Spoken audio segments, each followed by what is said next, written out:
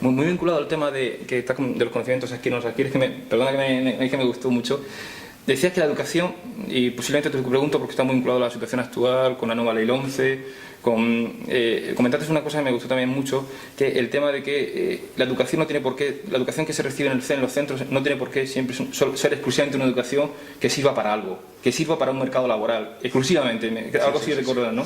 Sí. Y eso creo que está también muy vinculado con la nueva ley, en la cual pues parece que toda la educación tiene que tener unos objetivos y unos resultados profesionales y de mercado directos, ¿no? Sí. Sí, bueno, a ver, yo creo que la nueva ley, la 11, si hay dos etiquetas que la definen ideológicamente, es que es una ley muy neoliberal, muy orientada hacia el mercado de trabajo y a considerar solo valioso aquello que tiene valor económico, lo que no da dinero no sirve para nada, y en segundo lugar es bastante conservadora al hacer bastante caso a las reivindicaciones de los obispos, etcétera.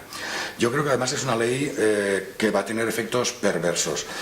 Al ser tan cuantofrénica, es decir, al controlar tanto o querer controlar tanto a través de reválidas en cada momento lo que hacen y no dejan de hacer los profesores, lo que va a definir con esas reválidas es qué merece ser sabido y qué no merece ser sabido.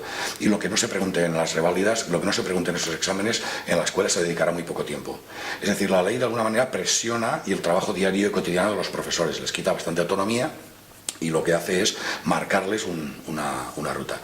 Y el tema de la empleabilidad y de la emprendiduría y todo eso, pues bueno, podríamos hablar mucho de la ideología que hay detrás de esos conceptos y de esos términos, pero la característica común es la educación es una preparación para el mundo del trabajo. Realiza dos funciones: primero, preparar trabajadores y seleccionar los que son buenos y van a ser jefes, y los que no son buenos irán a un ramal corto fuera del sistema, ¿no? Y no consumirán recursos. Entonces, yo creo que esa ley casa muy bien con la política del gobierno actual de incrementar espectacularmente las matrículas de las universidades. Sobran titulados universitarios, posiblemente porque tengan claro que en el futuro pues no va a haber tanto trabajo para todos, y por lo tanto se necesita justificar y explicar por qué alguien no tiene trabajo, porque no acabaste los estudios o porque no hiciste una carrera con salida, la típica sí, expresión de algo que tenga salida, ¿no? Que tenga salidas, que tenga un mercado laboral, porque es lo único valioso. Entonces, mi tesis era muy sencilla: los seres humanos no solo somos homo economicus, somos más cosas.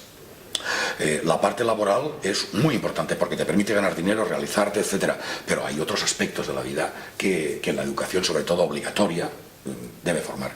Y a mí me preocupa especialmente porque además tiene una inquina el término la formación de ciudadanos, de gente que sea crítica pero también participativa, no gente que sea emprendedora y sumisa. Es decir, hice una pequeña crítica de la ideología que hay detrás del término de emprendedores, que pues son, básicamente el mensaje es: no hay soluciones colectivas, las soluciones son individuales, búscate la vida, destaca, pelea con los demás. Que tampoco está mal, o sea, que emprendedores puede estar bien, pero no comunica salida, ¿no? Sí, no comunica opción, ¿no? Sí, voy a cambiar los nombres. Tú coges un emprendedor y le das un barniz social y lo que tienes es un revolucionario. Alguien que tiene iniciativa, que lidera, que organiza, que aglutina, que se propone metas y que las consigue. Claro, la palabra revolucionario no va a aparecer en la 11 ni en ninguna ley hecha por un partido de derechas, pero esa actitud se puede interpretar de las dos maneras: tener iniciativa, marcarte metas, conseguirlas, tener las ideas como muy claras. Si a eso añades el componente, digamos, colectivo y no el individual de triunfar por encima de los demás, pues tienes eso, un líder de masas o un líder de alguna manera. Entonces, hay algunas críticas de toda esta historia de la emprendiduría de la escuela, en el sentido que te he dicho, y que los empresarios son muy importantes, pero no son la sal de la tierra. Hay mucha gente que no va a ser empresario. Es más, el mensaje de si tú no montas tu propia empresa, eres un fracasado, se les desliza demasiadas veces, porque parece que sea el modelo, el emprendedor de éxito. Pues mira, esta crisis no la han montado las instituciones públicas, los bancos públicos no la han montado. Esta crisis la han montado clases políticas, pero también la empresa privada, que cuando fracasa igual que las empresas públicas, y que, bueno, en la asunción neoliberal de que porque algo público sea bueno, que sea privado es bueno, vamos a dejarla estar. Hay cosas privadas buenas y cosas privadas muy malas, y al revés, hay cosas públicas que son buenas y funcionan muy bien y otras que no. La sanidad funcionaba muy bien, venía gente de fuera, de países de Europa, a hacer cosas, pero como todo lo privado es mejor, lo que vamos a hacer es privatizar y encima nos vamos a ahorrar dinero. Entonces, la LOMCE está detrás de todo esto y creo que es muy coherente con la política del actual gobierno, con esa alianza que hay entre neoliberales, conservadores, grupos religiosos y hasta incluso, ¿qué te diría?, nostálgicos del franquismo en algún momento determinado, ¿no?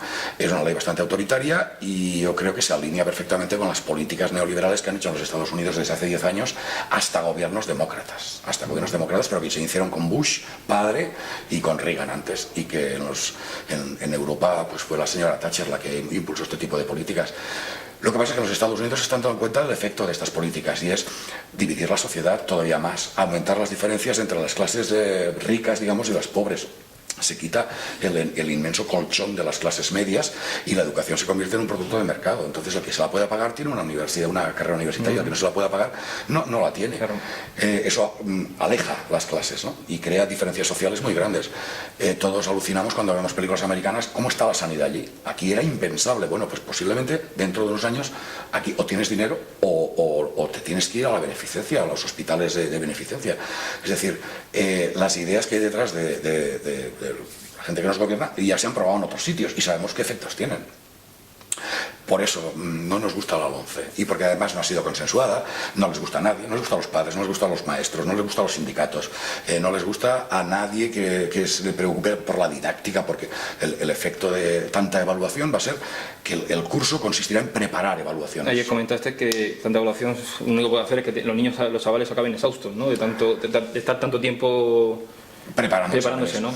El efecto uno puede ver en el bachillerato. Cuando uno se acerca a la selectividad, se transforma la metodología didáctica y se dedica prácticamente el último curso de bachillerato a preparar ese examen de selectividad, porque es un examen en el que se juegan mucho, se juega en el futuro. Lógico. Entonces es lógico, los padres están muy preocupados, presionan, los profes están muy concienciados de que sus alumnos lo hagan bien y tengan la suficiente nota como para poder escoger la carrera que habían pensado hacer, etc. Entonces eso va a funcionar hacia abajo, es decir, el examen como causa final influye en lo que se hace antes, pero 3 veces, al final de la ESO y al final de la primaria prácticamente. Entonces, el problema de las reválidas es que vamos a estar 3 momentos clave de la educación trabajando para ella. Y el tipo de examen que van a poder hacer, porque otras cosas no es posible, son exámenes de papel y lápiz y pruebas objetivas. No creo que hagan nada más. Y ese tiempo que se dedica a ello se resta a otras cosas mucho más interesantes, a otros proyectos, a otra metodología más interesante que no dedicarse exclusivamente a... Y expulsa del currículum cosas que no se van a preguntar. Si hay, por ejemplo, estamos aquí en un sitio con arte, las cuestiones artísticas no forman parte de la rivalidad. Te va a preguntar por lengua, por matemáticas y por ciencias naturales posiblemente. Todo lo que no sea eso desaparece del currículum. De hecho, mira lo que ha pasado con la música, con la LOMCE. Es decir, la razón económica prima sobre todo y en la escuela vamos a dar las cosas que se paguen en el mercado de trabajo. Lo que no se pague en el mercado de trabajo no tiene ningún valor. Esa es la crítica a la visión neoliberal de la LOMCE. Muy bien. Pues Jordi, muchísimas gracias por atender Educación 3.0. Ha sido un placer escucharte ayer en la conferencia, tenerte hoy aquí y nada, muchísimas gracias y nada. Un placer y gracias. Esperamos vernos en próximos eventos y volver a charlar otro ratito juntos. Muchísimas gracias. Gracias.